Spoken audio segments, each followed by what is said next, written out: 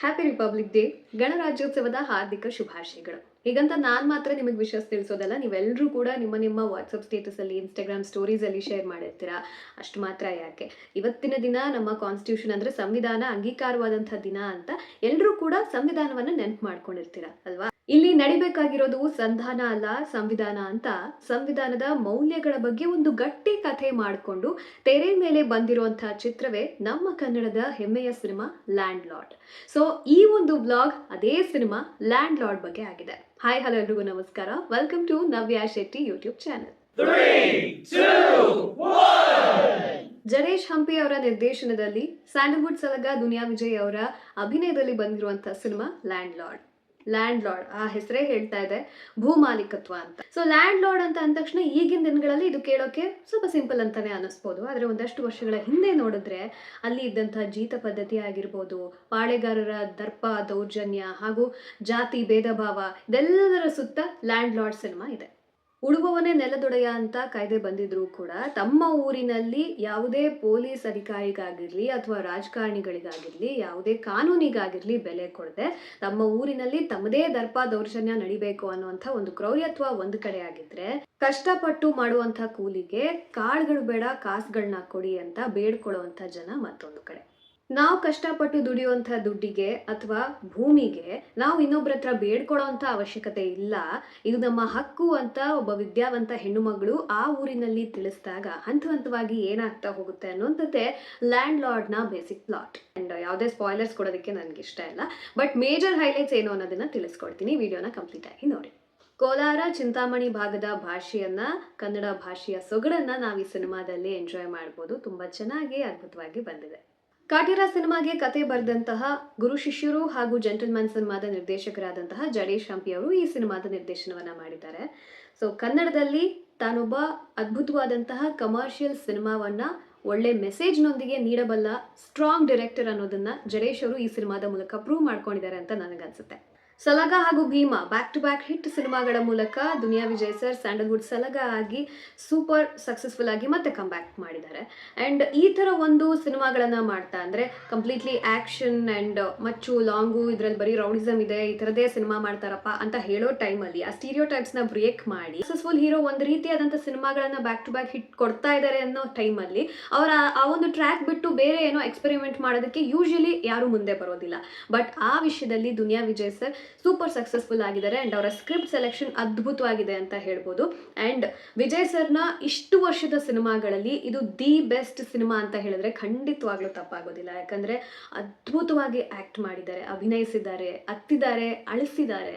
ಎಲ್ಲದಕ್ಕಿಂತ ಹೆಚ್ಚಾಗಿ ಸಿನಿಮಾದಲ್ಲಿ ಅವರ ಪಾತ್ರದ ಮೂಲಕ ಇಡೀ ಸಿನಿಮಾವನ್ನ ಆಡಿದ್ದಾರೆ ಅಂತ ಹೇಳಿದ್ರೆ ತಪ್ಪಾಗೋದಿಲ್ಲ. ಒಂದು ಕಡೆ ಅಭಿನಯ, ಮತ್ತೊಂದು ಕಡೆ ಅದ್ಭುತವಾದ ಆ್ಯಕ್ಷನ್ ಸೀಕ್ವೆನ್ಸಸ್, ಅದೆಲ್ಲವನ್ನ ಹೊರತುಪಡಿಸಿ ನನಗೆ ತುಂಬ ಇಷ್ಟ ಆಗಿದ್ದು ವಿಜಯ್ ಸರಲ್ಲಿ ಈ ಸಿನಿಮಾದಲ್ಲಿ ಏನಪ್ಪ ಅಂತಂದರೆ, ಯಾವ ನಟರು ಕೂಡ ನಾನು ಕಂಡಂತೆ ಇಷ್ಟು ವರ್ಷಗಳಲ್ಲಿ ಕನ್ನಡ ಸಿನಿಮಾದಲ್ಲಿ ಮಾಡದೇ ಇರುವಂಥ ಒಂದು ಅಭಿನಯವನ್ನು ಮಾಡಿದ್ದಾರೆ. ಯಾಕೆ ಇದನ್ನು ನಾನು ಹೇಳ್ತಾ ಇದ್ದೀನಿ ಅಂತಂದರೆ, ಚಪ್ಪಲಿ ಏಟನ್ನು ತಿನ್ನೋವಂಥದ್ದಾಗಿರ್ಬೋದು, ಚಪ್ಪಲಿ ಹಾರವನ್ನು ಹಾಕೊಳ್ಳೋವಂಥದ್ದಾಗಿರ್ಬೋದು, ಮತ್ತೊಬ್ಬರ ಕಾಲಿಂದ ಚಪ್ಪಲಿಯನ್ನು ತೆಗೆಯುವಂಥದ್ದಾಗಿರ್ಬೋದು, ಈ ಥರ ಒಂದು ಸೀನ್ಗಳನ್ನು ಮಾಡಬೇಕು ಅಂತಂದರೆ ಅದು ಯಾವ ಹೀರೋ ಆಗಿರಲಿ ಹೀರೋಯಿನ್ ಆಗಿರಲಿ ಕಂಪ್ಲೀಟಾಗಿ ಅವರು ಆ ಪಾತ್ರಕ್ಕೆ ಸರೆಂಡರ್ ಮಾಡ್ಕೊಂಡಿದ್ರೆ ಮಾತ್ರ ಸಾಧ್ಯ. ಅವರು ಎಷ್ಟು ಚೆನ್ನಾಗಿ ಆ್ಯಕ್ಟಿಂಗ್ ಮಾಡಿದ್ದಾರೆ ಅಂತಂದರೆ, ಎಷ್ಟು ನ್ಯಾಚುರಲ್ ಆಗಿ ಮಾಡಿದ್ದಾರೆ ಅಂತಂದರೆ, ಮೇ ಬಿ ಈ ಒಂದು ಪಾತ್ರಕ್ಕೆ ನ್ಯಾಷನಲ್ ಅವಾರ್ಡ್ ಬಂದರೂ ತಪ್ಪಾಗೋದಿಲ್ಲ ಅಂತ ನನಗನ್ಸುತ್ತೆ. ಗೊತ್ತಿಲ್ಲ ಇದು ಅತಿಶಯವಾಗಿ ಅಥವಾ ಓವರಾಗಿ ನಾನು ಹೇಳ್ತಿದ್ದೀನಿ ಅಂತಲ್ಲ, ಸಿನಿಮಾ ನೋಡಿದ್ರೆ ಡೆಫಿನೆಟ್ಲಿ ನಿಮ್ಮೆಲ್ರಿಗೂ ಅರ್ಥ ಆಗುತ್ತೆ ಎಷ್ಟರ ಮಟ್ಟಿಗೆ ಅವರು ಆ ಸಿನಿಮಾಗೆ ಆ ಪಾತ್ರಕ್ಕೆ ಜಸ್ಟಿಸ್ ನೀಡಿದ್ದಾರೆ ಅಂತ. ಯಾವುದೇ ಸ್ಟಾರ್ ಅನ್ನುವಂಥ ಈಗೋನ ಇಟ್ಕೊಳ್ದೆ ಇಷ್ಟು ಅದ್ಭುತವಾಗಿ ಪಾತ್ರವನ್ನ ಮಾಡಿದ್ದಾರೆ. ಅಷ್ಟು ಚೆನ್ನಾಗಿ ಅದ್ಭುತವಾಗಿ ರಾಚಯ್ಯ ಪಾತ್ರದಲ್ಲಿ ನಾವು ದುನಿಯಾ ವಿಜಯ್ ಸರ್ನ ನೋಡ್ಬೋದು. ಇನ್ನು ರಾಚಯ್ಯನ ವಿರುದ್ಧವಾಗಿ ಆ ಊರಿನ ಮಾಲೀಕನಾಗಿ ಮಿಂಚಿರುವಂಥದ್ದು ರಾಜ್ ಬಿ ಶೆಟ್ಟಿ ಅವರು. ಸೊ ರಾಜ್ ಬಿ ಶೆಟ್ಟಿ ಅವರು ಪ್ರತಿಯೊಂದು ಸಲನೂ ಕೂಡ ಪ್ರೂವ್ ಮಾಡ್ತಾ ಇದ್ದಾರೆ ಅವರೊಬ್ಬ ಅದ್ಭುತ ಕಲಾವಿದ ಅಂತ. ಯಾಕಂದರೆ ಸಿನಿಮಾದಿಂದ ಸಿನಿಮಾಗೆ ಅವರ ಒಂದು ಪಾತ್ರದ ವೇರಿಯೇಷನ್ಸ್, ಸೆಲೆಕ್ಷನ್ಸ್ ಆಗಿರ್ಬೋದು, ಆ್ಯಂಡ್ ಆ ಒಂದು ಪಾರ್ಟ್ಗೆ ಅವರು ಕೊಡುವಂಥ justice, wow, absolutely wow. So Kolar ಭಾಷೆಯನ್ನು ಹೇಗೆ ಇವರು ಮ್ಯಾನೇಜ್ ಮಾಡ್ತಾರೆ ಅಥವಾ ಬ್ಯಾಲೆನ್ಸ್ ಮಾಡ್ತಾರೆ ಅಂತ ಒಂದು ಡೌಟ್ ಇತ್ತು. ಬಟ್ ಆ ಒಂದು ಪಾತ್ರಕ್ಕೆ ಕಂಪ್ಲೀಟಾಗಿ ಏನೆಲ್ಲ ಒಂದು ಪ್ರಿಪ್ರೇಷನ್ಸ್ ಬೇಕೋ ಆ ಭಾಷೆಯ ಮುಖಾಂತರ ಆಗಿರ್ಬೋದು, ಆ ಒಂದು ಔಟ್ಫಿಟ್ ಆಗಿರ್ಬೋದು, ಔಟ್ಲುಕ್ ಆಗಿರ್ಬೋದು, ಪ್ರತಿಯೊಂದು ಕೂಡ ಅದ್ಭುತ. ಜೊತೆಗೆ ಅವರ ಆ್ಯಕ್ಟಿಂಗ್ ಫ್ರಸ್ಟ್ರೇಷನ್ನ ತೋರಿಸೋದಾಗಿರ್ಬೋದು, ಕೋಪ ಆಗಿರ್ಬೋದು, ಕೆಲವೊಮ್ಮೆ ಸೈಲೆನ್ಸಲ್ಲೂ ಕೂಡ ಮಾಡಿರುವಂಥ acting it's too good. Raj B ಶೆಟ್ಟಿಯವರು ಈ ಸಿನಿಮಾದಲ್ಲೂ ಕೂಡ ನಿಮ್ಮನ್ನ ಎಂಟರ್ಟೈನ್ ಮಾಡೋದು ಮಿಸ್ ಮಾಡೇ ಇಲ್ಲ. ಈ ಎರಡೂ ಸ್ಟ್ರಾಂಗ್ ಪಾತ್ರಗಳ ನಡುವೆ ಇಡೀ ಸಿನಿಮಾದಲ್ಲಿ ತುಂಬ ಸ್ಟ್ರಾಂಗ್ ಆಗಿ ನಮ್ಮ ಮನಸ್ಸಲ್ಲಿ ನೆನಪಲ್ಲಿ ಉಳಿಯುವಂಥ ಮತ್ತೊಂದು ಫೀಮೇಲ್ ಕ್ಯಾರೆಕ್ಟರ್ ಯಾರಪ್ಪ ಅಂತಂದರೆ ಉಮಾಶ್ರೀ ಮ್ಯಾಮ್. ವಾವ್, ಅವ್ರು ಮಾಡಿರೋಂಥ ಆ್ಯಕ್ಟಿಂಗ್ ಡೆಫಿನೆಟ್ಲಿ ಆ್ಯಕ್ಟಿಂಗ್ ಅಂತ ಅನ್ಸೋದೇ ಇಲ್ಲ. ಯಾಕಂದರೆ ಅಷ್ಟು ನೈಜವಾಗಿ, ಅಷ್ಟು ಅದ್ಭುತವಾಗಿ ಆ್ಯಂಡ್ ಪ್ರತಿಯೊಂದು ಪಾತ್ರದಲ್ಲೂ ಅವ್ರು ಮಾಡಿದ್ದಾರೆ. ಬಟ್ ಈ ಪಾತ್ರ ಅಂತೂ ಮನಸ್ಸಲ್ಲಿ ಕೊನೆಯವರೆಗೂ ಉಳಿಯುತ್ತೆ. ಸಿನಿಮಾದ ನಾಯಕಿಯಾಗಿ ಡಿಂಪಲ್ ಕ್ವೀನ್ ರಚಿತಾ ರಾಮ್ ಅವರಿದ್ದಾರೆ. ಸೊ ಇವ್ರ ಬಗ್ಗೆ ಒಂದು ಸ್ಪೆಷಲ್ ಆಗಿ ನಾನು ಮೆನ್ಷನ್ ಮಾಡಲೇಬೇಕು. ಯಾಕಂದರೆ ಯೂಶಲಿ ಯಾವುದೇ ಹೀರೋಯಿನ್ ಆಗಿದ್ರೂ ಕೂಡ ಅವರ ಕರಿಯರ್ನಲ್ಲಿ ಒಂದಷ್ಟು ವರ್ಷಗಳ ನಂತರ ಅಥವಾ ಅವರ ಸೆಕೆಂಡ್ ಇನ್ನಿಂಗ್ಸಲ್ಲಿ ಅಥವಾ ಅವರು ತುಂಬ ವಯಸ್ಸಾದ ನಂತರ ಅಥವಾ ಕಮ್ ಬ್ಯಾಕ್ ಮಾಡಿದ ನಂತರ ತಾಯಿ ಪಾತ್ರದಲ್ಲಿ, ಅತ್ತೆ ಪಾತ್ರದಲ್ಲಿ, ಅಕ್ಕನ ಪಾತ್ರದಲ್ಲಿ ನಟಿಸೋದಕ್ಕೆ ಒಪ್ಕೋತಾರೆ ಏನೋ. But Rachita Ram, she is still being in the industry from so many years consistently, but still she has chosen to enact as a mother. ನಂಗೆ ಅದು first of all very nice ಅಂತ ಅನಿಸ್ತು. ಬಿಕಾಸ್ ಆ ಪಾತ್ರವನ್ನು ಅವ್ರು ಆಯ್ಕೆ ಮಾಡ್ಕೊಂಡಿರೋದು, ಅದರ ಜೊತೆಗೆ ಅವರ ಅಭಿನಯವನ್ನು ತುಂಬ ಚೆನ್ನಾಗಿ ನ್ಯಾಚುರಲ್ ಆಗಿ ಮಾಡಿದ್ದಾರೆ ಇಡೀ ಸಿನಿಮಾದಲ್ಲಿ. ಸೊ ಹಾಗಾಗಿ ರಚಿತಾ ರಾಮ್ ಅವರು ಕೂಡ ಇಷ್ಟ ಆಗ್ತಾರೆ. ತುಂಬ ಪ್ರಾಮಿಸಿಂಗ್ ಆ್ಯಕ್ಟರ್ಸ್ ಆಗಿ ಇಬ್ಬರು ನನ್ನ ಕಣ್ಣಿಗೆ ಬಿದ್ದರು. ಒಂದು ರಿತನ್ಯಾ ವಿಜಯ್, ಅಂದರೆ ದುನಿಯಾ ವಿಜಯ್ ಅವರ ಮಗಳು ರಿತನ್ಯಾ ಅವರು. ಅವರ ಪಾತ್ರದ ಮೂಲಕ, ಭಾಗ್ಯ ಅನ್ನುವಂಥ ಪಾತ್ರದ ಮೂಲಕ ಒಬ್ಬ ಎಜುಕೇಟೆಡ್ ಹೆಣ್ಣು ಮಗಳು, ಆಕೆಯ ಒಂದು ಜವಾಬ್ದಾರಿ ಏನಾಗಿರುತ್ತೆ ಅನ್ನೋದನ್ನ ಪೊಲೀಸ್ ಪಾತ್ರದಲ್ಲಿ first film it is a great job ಅಂತ ನನಗನ್ನಿಸ್ತು. ಅದರ ಜೊತೆಗೆ ಮತ್ತೊಬ್ಬರು ಪ್ರಾಮಿಸಿಂಗ್ ಆ್ಯಕ್ಟರ್ ಅಂತ ನನಗನ್ಸಿದ್ದು ಶಿಶಿರ್, ದೇವಿ ಪಾತ್ರದಲ್ಲಿ. ಇಡೀ ಸಿನಿಮಾದಲ್ಲಿ ಮೊದಲೇದಾಗಿ ದೊಡ್ಡವರು ಅಥವಾ ದಣಿಗಳನ್ನ ಪ್ರಶ್ನೆ ಮಾಡುವಂಥ ಒಂದು ಪಾತ್ರ ದೇವಿ ಪಾತ್ರ. ಆ್ಯಂಡ್ ತುಂಬ ನ್ಯಾಚುರಲ್ ಆಗಿ ತುಂಬ ಚೆನ್ನಾಗಿ ಮಾಡಿದ್ದಾರೆ. ದೇವಿ ಹಾಗೂ ಭಾಗ್ಯ ಪಾತ್ರ ಏನಿದೆ, ಆ ಜೋಡಿ ತುಂಬ ಕ್ಯೂಟಾಗಿ ಕಾಣಿಸ್ತಾರೆ. ಆ್ಯಂಡ್ ಇಬ್ಬರೂ ಕೂಡ ನನಗನ್ಸೋ ಪ್ರಕಾರ ಮುಂದಿನ ದಿನಗಳಲ್ಲಿ ಭಾಳಷ್ಟು ಒಳ್ಳೊಳ್ಳೆ ಪಾತ್ರಗಳನ್ನು ಮಾಡ್ತಾರೆ ಅಂತ ಅನಿಸುತ್ತೆ. So they both are promising actors for sure. ಇನ್ನುಳಿದಂತೆ ತಾರಾ ಬಳಗವನ್ನು ನೋಡೋದಾದರೆ ರಾಕೇಶ್ ಅಡಿಗ ಅವರಿದ್ದಾರೆ, ಗಾಳಿಪಟ ಫೇಮ್ನ ಭಾವನಾ ಅವರಿದ್ದಾರೆ, ಅವಿನಾಶ್ ಅವರು, ಅಚ್ಯುತ್ ರಾವ್ ಅವರು, ಗೋಪಾಲಕೃಷ್ಣ ದೇಶಪಾಂಡೆ ಅವರು, ಜಹಂಗೀರ್ ಅವರು, ಮಿತ್ರಾ ಅವರು, ಶರತ್ ಲೋಹಿತಾಶ್ವ, ಹೀಗೆ the list goes on. But may be ಇದೆಲ್ಲ ಕೇಳ್ತೀವಿ, ಇಷ್ಟೊಂದು ಜನ ಇರ್ತಾರೆ ಏನೋ ಹಿಂಗೆ ಬಂದೋಗ್ತಾರೆ ಅಂತ ಅನ್ಸ್ಬೋದು. ಬಟ್ ನೋ, ಪ್ರತಿಯೊಂದು ಪಾತ್ರಕ್ಕೂ ತನ್ನದೇ ಆದಂಥ ಒಂದು ವೆಯ್ಟೇಜ್ ಇದೆ. ಆ್ಯಂಡ್ ಅವ್ರು ಆ ಪಾತ್ರಕ್ಕೆ ಪ್ರತಿಯೊಬ್ಬರು ಕೂಡ ಅಷ್ಟೇ ಜಸ್ಟಿಸ್ ಕೊಟ್ಟಿದ್ದಾರೆ. ಆಡು ವರ್ಸಸ್ ಆಡುವವರು, ಇವರ ನಡುವೆ ನಡೆಯುವಂಥ ಕಥೆನೇ ಲ್ಯಾಂಡ್ ಲಾರ್ಡ್. ಸೊ ಇಲ್ಲಿ ಪ್ರತಿಯೊಂದು ಸೀನ್ ಕೂಡ ವಾವ್ ಅಂತ ಅನ್ಸೋದು ನಿಜ. ಆ್ಯಂಡ್ ಫಸ್ಟ್ ಹಾಫ್ ಅಂತೂ ತುಂಬಾ ನಾನು ಎಂಜಾಯ್ ಮಾಡಿದೆ. ಆ್ಯಂಡ್ ಸೆಕೆಂಡ್ ಹಾಫಲ್ಲಿ ಅಲ್ಲಲ್ಲಿ ಸ್ವಲ್ಪ ಕೆಲವೊಂದು ಸೀನ್ಗಳು ಓಕೆ ಅಂತ ಅನ್ಸಿದ್ರು ಕೂಡ ಸಿನಿಮಾದ ಕಥೆ ಎಲ್ಲೂ ಕೂಡ ಹಾದಿ ತಪ್ಪೋದಿಲ್ಲ. ಸಿನಿಮಾದಲ್ಲಿ ಬಹಳಷ್ಟು ಸೀನ್ಸ್ ನಿಮ್ಮನ್ನ ಸಿನಿಮಾ ನೋಡಿ ಹೊರಗೆ ಬಂದ ನಂತರ ಕೂಡ ಕಾಡುತ್ತೆ. ಬಹಳಷ್ಟು ಕಡೆ ನೀವು ಎಮೋಷ್ನಲ್ ಕೂಡ ಆಗ್ತೀರಾ. ನಾನು ಕೂಡ ಅತ್ತೆ ಸಿನಿಮಾ ನೋಡಬೇಕಾದ್ರೆ. ಯಾಕಂದರೆ ಅಲ್ಲಿ ಪರದೆ ಮೇಲೆ ಬರುವಂಥ ಪಾತ್ರಗಳು ಅಷ್ಟು ಚೆನ್ನಾಗಿ ಅಭಿನಯಿಸಿದ್ದಾರೆ. ಜೊತೆಗೆ ಆ ಸನ್ನಿವೇಶಗಳಾಗಿರ್ಬೋದು, ಫಾರ್ ಎಕ್ಸಾಂಪಲ್ ಒಂದಷ್ಟು ಸೀನ್ಸ್ ಇದೆ, ಸಿನಿಮಾ ನೋಡಿ ಬಂದ ನಂತರ ನಿಮಗೆ ನಾನು ಹೇಳಿದ್ದು ಕರೆಕ್ಟ್ ಅಂತ ಅನಿಸ್ಬೋದು. ಕಣ್ಣು ಕಾಣದ ಹುಡುಗಿ ಕಣ್ಣಲ್ಲಿ ನೀರು ಬರೆಸ್ತಾಳೆ, ಇಷ್ಟೇ ನಾನು ಹೇಳೋದು, ಹೆಚ್ಚಾಗಿ ನಾನು ಹೇಳೋಕ್ಕೋಗಲ್ಲ.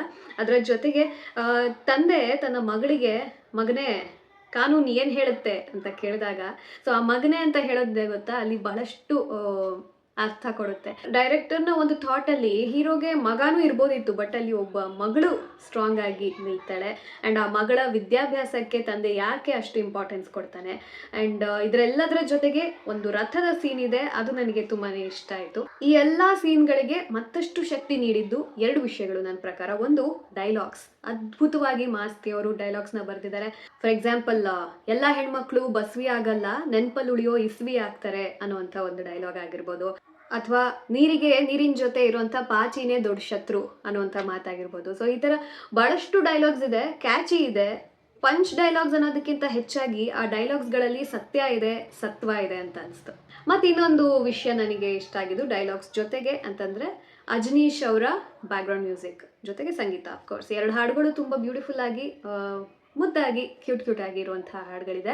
ಅದರ ಜೊತೆಗೆ ತುಂಬಾ ನನಗೆ ಈ ಸೀನ್ಗಳನ್ನೆಲ್ಲ ಎತ್ತಿಡಿದಿದ್ದು ಅಂದರೆ ಇಡೀ ಸಿನಿಮಾದಲ್ಲಿ ಆ ಬ್ಯಾಕ್ಗ್ರೌಂಡ್ ಸ್ಕೋರ್ ವಾವ್, ಅದ್ಭುತವಾಗಿದೆ. ಸೂರಜ್ ಗೌಡ ಹಾಗೂ ಸತ್ಯಪ್ರಕಾಶ್ ಅವರು ಲ್ಯಾಂಡ್ ಲಾರ್ಡ್ ಸಿನಿಮಾದ ನಿರ್ದೇಶಕರು. 14 ವರ್ಷಗಳ ನಂತರ, ಸಾರಥಿ ಸಿನಿಮಾ ನಂತರ ಒಂದೊಳ್ಳೆ ಕಂಬ್ಯಾಕನ್ನು ನೀಡಿದ್ದಾರೆ ಸತ್ಯಪ್ರಕಾಶ್ ಅವರು ನಿರ್ಮಾಣದ ಮೂಲಕ. ಸೊ ಯಾಕೆ ಇಷ್ಟೆಲ್ಲ ನಾನು ಲ್ಯಾಂಡ್ ಲಾರ್ಡ್ ಸಿನಿಮಾ ಬಗ್ಗೆ ಹೇಳ್ತಾ ಇದ್ದೀನಿ ಅಂದರೆ, ಡೆಫಿನೆಟ್ಲಿ ನಾವೆಲ್ಲರೂ ಈ ಸಿನಿಮಾವನ್ನು ನೋಡಬೇಕು. ನಾಟ್ ಬಿಕಾಸ್ ಬೇರೆ ರೀಸನ್ ಎಲ್ಲ ಅಂತಲ್ಲ, ಇದೊಂದು ಒಳ್ಳೆ ಸಿನಿಮಾ. ತುಂಬ ಚೆನ್ನಾಗಿದೆ. ಕಮರ್ಷಿಯಲ್ ಆ್ಯಂಗಲಲ್ಲಿ ಆಗಿರ್ಬೋದು, ಎಂಟರ್ಟೈನ್ಮೆಂಟ್ ಮೂಲಕ ಆಗಿರ್ಬೋದು, ಅಥವಾ ಒಂದು ಮೆಸೇಜಿನ ಮೂಲಕ ಆಗಿರ್ಬೋದು, ಎಲ್ಲೂ ಕೂಡ ಇದು ಪ್ರೇಕ್ಷಕರನ್ನು ಡಿಸಪಾಯಿಂಟ್ ಮಾಡೋದೇ ಇಲ್ಲ. ಆ್ಯಂಡ್ ಬಹಳಷ್ಟು ಕಡೆ ನಾನು ನೋಡ್ತಾ ಇದ್ದೆ, ಏನೋ ಸುಮ್ಮನೆ ಕಾಟೇರ 2 ಥರ ಇದೆ ಅಥವಾ ಕಾಟೇರ ಥರ ಇದೆ ಅಂತೆಲ್ಲ ಮಾತುಗಳು ಅಥವಾ ಕಮೆಂಟ್ಸನ್ನ ಒಂದಷ್ಟು ಜನ ಹಾಕ್ತಾ ಇದ್ರು. ಗೊತ್ತಿಲ್ಲ ಅವರ ಪಾಯಿಂಟ್ ಆಫ್ ವ್ಯೂ ಏನು ಅಂತ. ಬಟ್ ನನ್ನನ್ನು ಕೇಳೋದಾದ್ರೆ ಡೆಫಿನೆಟ್ಲಿ ಕಾಟೇರ ನೋಡ್ದಂಗೆ ನನಗೆ ಅನಿಸ್ಲಿಲ್ಲ. ಸಿನಿಮ್ಯಾಟೋಗ್ರಫಿಯಿಂದ ಹಿಡಿದು ಪ್ರತಿಯೊಂದು ಟೆಕ್ನಿಕಲಿ ಆಗಿರ್ಬೋದು, ಆರ್ಟ್ ವರ್ಕ್ ಆಗಿರ್ಬೋದು, everything is well and good. So ನಾವು ಕೊಟ್ಟಿರುವಂಥ ದುಡ್ಡಿಗೆ ಯಾಕಾನ ಈ ಸಿನಿಮಾಗೆ ಬಂದೋ ಅಂತ ಡೆಫಿನೆಟ್ಲಿ ಅನ್ಸಲ್ಲ. ಒಂದು ಒಳ್ಳೆ ಸಿನಿಮಾ ನೋಡಿದೆ ಅಂತ ಹೆಮ್ಮೆಯಿಂದ ಥಿಯೇಟರಿಂದ ಹೊರಗೆ ಬರ್ತೀವಿ. ಸೊ ನನ್ನ ಕಡೆಯಿಂದ ನನ್ನ ರಿಕ್ವೆಸ್ಟ್ ಏನಪ್ಪಾ ಅಂತಂದ್ರೆ, ಕನ್ನಡಿಗರಾಗಿ ಕನ್ನಡದ ಒಂದು ಒಳ್ಳೆ ಸಿನಿಮಾ ಬಂದಾಗ ಅದನ್ನ ನಾವು ಥಿಯೇಟರ್ಗೆ ಹೋಗಿ ನೋಡಬೇಕಾಗಿರೋದು ನಮ್ಮ ಕರ್ತವ್ಯ. ಇದಿಷ್ಟು ನನ್ನ ಅನಿಸಿಕೆ. ಸಿನಿಮಾದಲ್ಲಿ ಒಳ್ಳೆ ಮ್ಯಾಟರ್ ಇದೆ, ಅದನ್ನ ನಿಮಗೆ ತಲುಪಿಸುವಂತ ಪ್ರಯತ್ನವನ್ನ ನಾನು ಈ ವಿಡಿಯೋ ಮೂಲಕ ಮಾಡಿದ್ದೀನಿ. ಸೊ ಮಿಸ್ ಮಾಡದೆ ಲ್ಯಾಂಡ್ ಲಾರ್ಡ್ ಸಿನಿಮಾವನ್ನ ನೋಡಿ ಅಂತ ಹೇಳ್ತಾ, ಈ ಒಂದು ವ್ಲಾಗ್ ನಿಮಗೆ ಹೇಗೆ ಅನಿಸ್ತು ಲೈಕ್ ಮಾಡಿ, ಶೇರ್ ಮಾಡಿ, ಕಾಮೆಂಟ್ ಸೆಕ್ಷನ್ ಅಲ್ಲಿ ತಿಳಿಸಿ. ಮತ್ತೊಂದು ವಿಡಿಯೋ ಜೊತೆ ಮತ್ತೆ ಸಿಗ್ತೀನಿ. ಅಲ್ಲಿವರೆಗೂ ಕೀಪ್ ಸ್ಮೈಲಿಂಗ್, ಟೇಕ್ ಕೇರ್, ಬಾಯ್.